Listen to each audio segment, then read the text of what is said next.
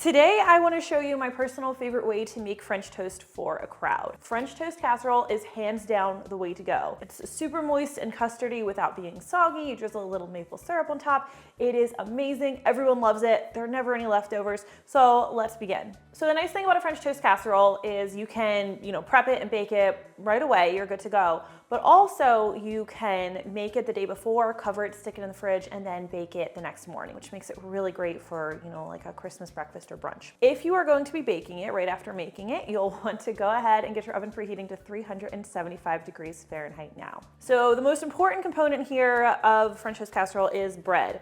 I have a 14 or 15 ounce of challah bread here. Ideally, it should be a little bit stale.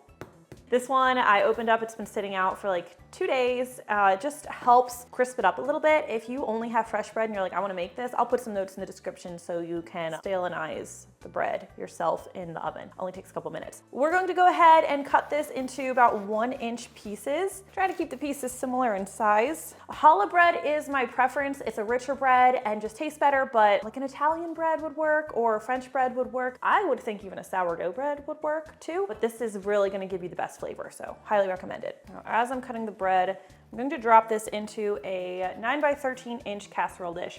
This has been generously greased with a little bit of butter, salted, unsalted, whatever you have in your fridge. And we're just going to put the bread in an even layer here. Drop it in. I've cut some of this bread a little bit smaller because these pieces are still a little big. Just wanted to make some room on my petite cutting board here. Let's go ahead and drop this in the casserole dish.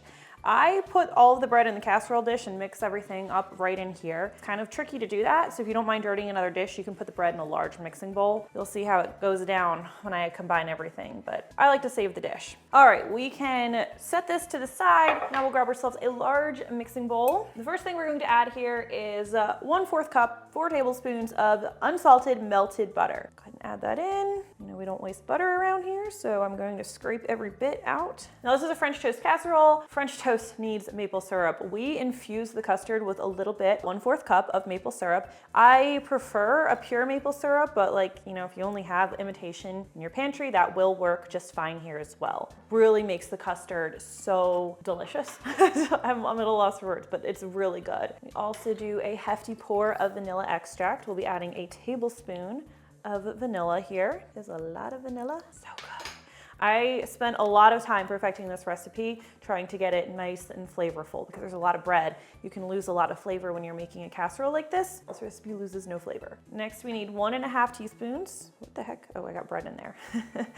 Set that aside. Next, we need 1½ teaspoons of ground cinnamon and 3/4 teaspoon of table salt. So my 1/4 teaspoon, 1/2 teaspoon, there we go. All right, let's whisk these things together. I like to just whisk the butter first with the maple syrup and the spices. Helps develop the spice flavors a little bit and cools down the butter before we add our other ingredients. For those other ingredients, we need 1/4 cup of granulated sugar and 1/4 cup of firmly packed light brown sugar. I use light brown sugar because it really is another one of those things that gives you a nice depth of flavor. I find that you don't get in a lot of other French toast casseroles. Okay, next up we need eggs. You are going to need 7 large eggs. A lot of times I tell you they need to be room temperature. That's not as important with this recipe. All right, let's crack our eggs. Can I do it one-handed? Oh no, I can already tell this is gonna be bad. 1, just a little bit of shell. I'll crack the rest of them here. I'm not gonna show off anymore. Oh my gosh, more shell. Nobody wants shell in their casserole. That's how you get out of having to bring a dish to the potluck next time. 2, 3, and 4, 5, 6. All right, last one. Just making sure there's no shell in there. Egg number 7. All right, let's get everything whisked together really well. Break up those eggs. You want those yolks well broken up in here, everything nicely incorporated before we add our other liquid ingredients, which are milk and cream. Okay, once that's nicely whisked, well incorporated, we're going to add a 1/2 cup of heavy cream and then 2 cups of whole milk. And this is our custard. Like I said, a nice way to combine this is to put the bread in like a large bowl and then pour the custard over it. I don't like to put the bread directly into the custard. I feel like you end up with some really soggy bread that way. So I just, instead of putting this in a separate bowl, I just pour the custard over it, and then I'm going to just kind of stir it a bit, which is a little bit more work, but it's less work, I guess, for me than doing an extra dish. And just pour this as evenly as possible.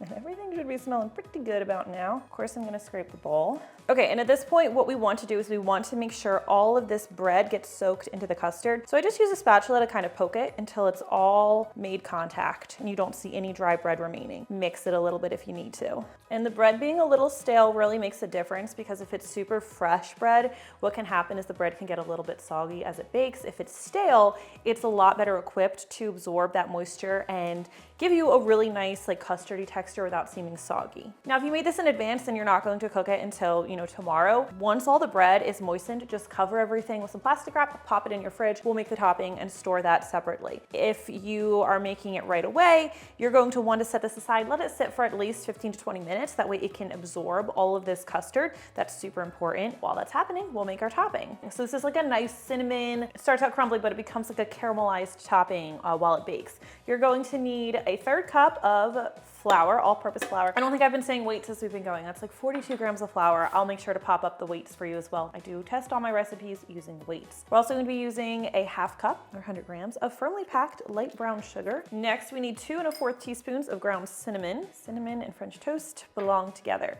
All right, we're just going to quickly pulse these ingredients to combine them. Maybe, give me a second. Oh, it wasn't locked, okay.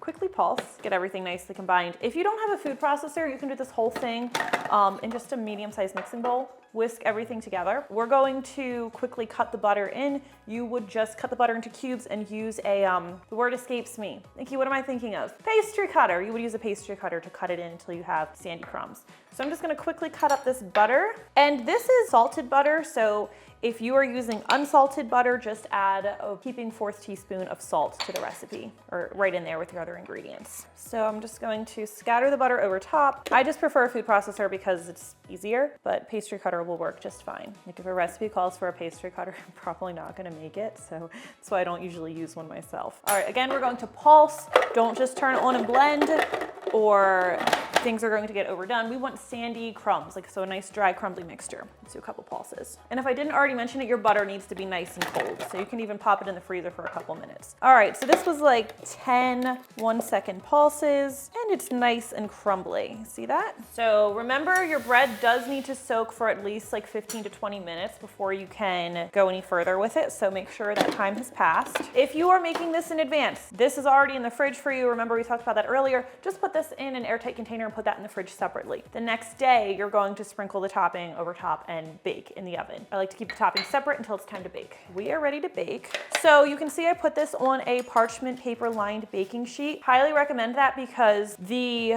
French toast casserole is going to puff up a lot in the oven while it bakes. And if your pan isn't deep enough, sometimes a little bit of the custard can spill over the sides, which can leave you with a messy, smoky oven. You don't want that. It's a pain to clean up. So just for security, bake it on a parchment or foil lined baking sheet. That way, just in case anything spills, your cleanup is going to be really easy.